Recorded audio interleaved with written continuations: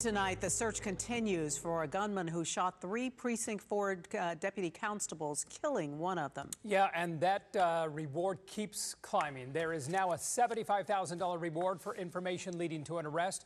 Investigators say the deputies were ambushed while working an extra job as security at the club on Saturday morning while responding to a robbery.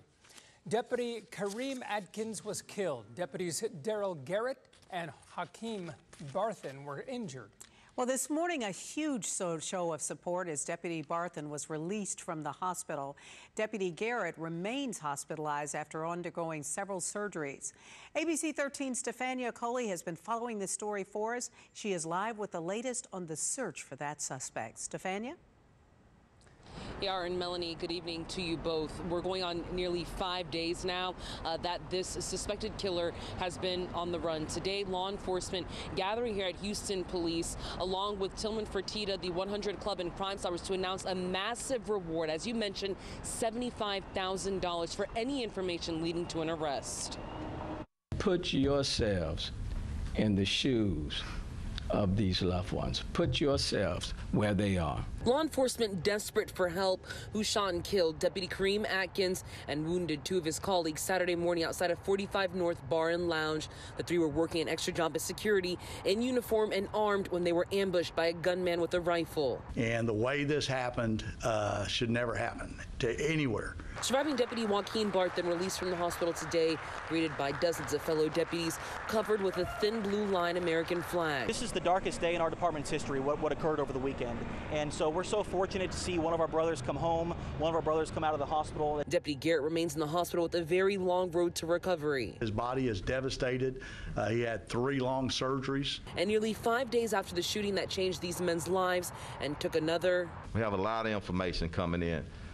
No suspect is in custody. You can call in anonymous tips to Crime Stoppers, and if your information leads to an arrest, you'll get $75,000. I'm Stefania Coley, ABC 13 Eyewitness News. Now, a footnote here. As for Deputy Kareem Atkins, we learned this week that he had recently returned to work from paternity leave. His visitation and funeral now set for next Monday, October 25th, at Champions Forest Baptist Church on Stubner Airline.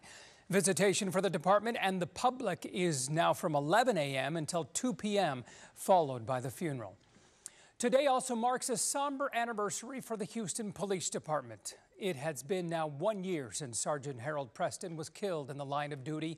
He was shot while responding to a domestic disturbance call at an apartment complex in West Houston. Sergeant Preston was a 41-year veteran of the force and was set to retire last year. Sergeant Preston's partner was also shot in the arm, but he survived. And now to the latest on the miracle in Waller County. Investigators were back on the scene today trying to figure out how a passenger plane went up in flames after taking off or attempting to take off. Everyone was able to escape after the crash and before the fire started. We're talking about 21 passengers and crew, including a 10-year-old child. 2 people had minor injuries. The plane was headed to Boston for yesterday's game between the Astros and the Red Sox. Well, ABC 13 was the first to show you this video of the plane trying to take off from Houston Executive Airport yesterday. The FAA says the McDonnell Douglas MD-87 rolled through a fence and caught fire in a field and never even made it off the ground. Well, today we learned the flames were so intense they even damaged the plane's 2 black box recordings. ABC 13's Pooja Lodia is live from where that plane tried to take off yesterday. And Pooja, we know there are a lot of federal agents out there looking through things. What are they looking for now? Well, right now they were looking to speak to witnesses, anybody who saw or knows anything about what could have caused this. But I want to get to the very latest here because we just confirmed some information, actually just a few moments ago. We have confirmed that one of the 2 people who were on that plane who were taken to the hospital is still under medical care. I just spoke to his family. Take a look at this photo right there. That is 78-year-old Tim Melber. He was on the plane yesterday. His family now tells me that he has a fractured back and he may need surgery. He did have to be helped off of that plane yesterday by other passengers. He is awake and alert right now, but doctors are still trying to find out what will be the next step for him. His family wanted to let all of you know that Tim Melber is a big Astros fan. He is still feeling good. He is rooting for his team, but obviously he has been through a lot and will continue to go through a lot as he recovers. The smoke has cleared and investigators are finally getting a look inside. I've had to crash airplanes before.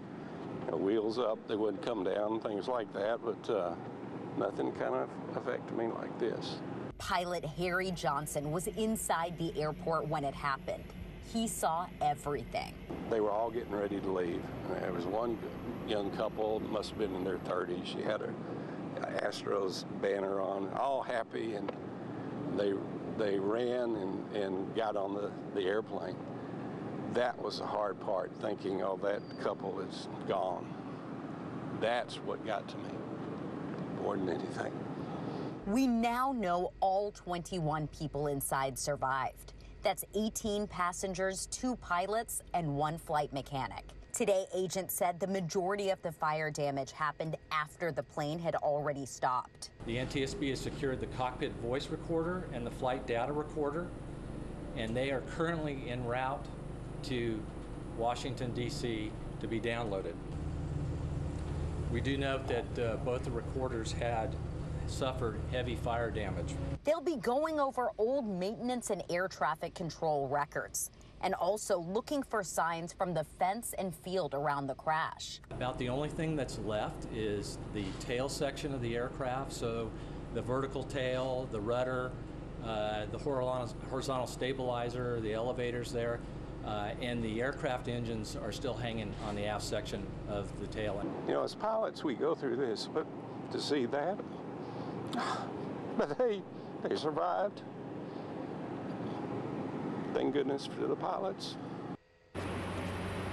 It really is emotional for so many people who saw this plane crash and for, of course, those who were involved. NTSB investigators are expected to remain here on scene for at least another week or two. They say there is just so much information that they still have to collect. Reporting live, Pooja Lodia, ABC13 Eyewitness News. All right, Pooja, thank you so much. By the way, the owner of this plane is J. Allen Kent. He is the president and CEO of Flair Builders. These are photos a friend of his gave to me yesterday. Now, we know Kent was on board at the time of the accident, and he told us it was supposed to be a fun trip with friends and families heading out to cheer on their Houston Astros as they took on the Boston Red Sox. The youngest fan on the plane, only 10 years old.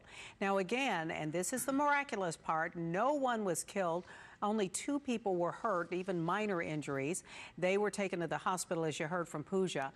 We will continue to follow this story as new details from investigators continues to come in. It is miraculous, Yeah. no doubt about it. Harris County commissioners adopted a new policy they hope that will help more crime victims come forward. The county adopted the U visa policy, which allows immigrants to stay in the country if they're a victim and cooperating with law enforcement. They hope that this will encourage immigrants who are fearful of being deported to come forward and report a crime. We are hoping that all law enforcement agencies will strengthen, tweak, modify what they're currently doing, and so that there could be some level of standardization and, most importantly, data collection. There is currently a 10,000-year cap on U visas all across the country. Local leaders argue there should be no cap at all when it comes to crime victims. But that's a decision for lawmakers, of course, in Washington to tackle.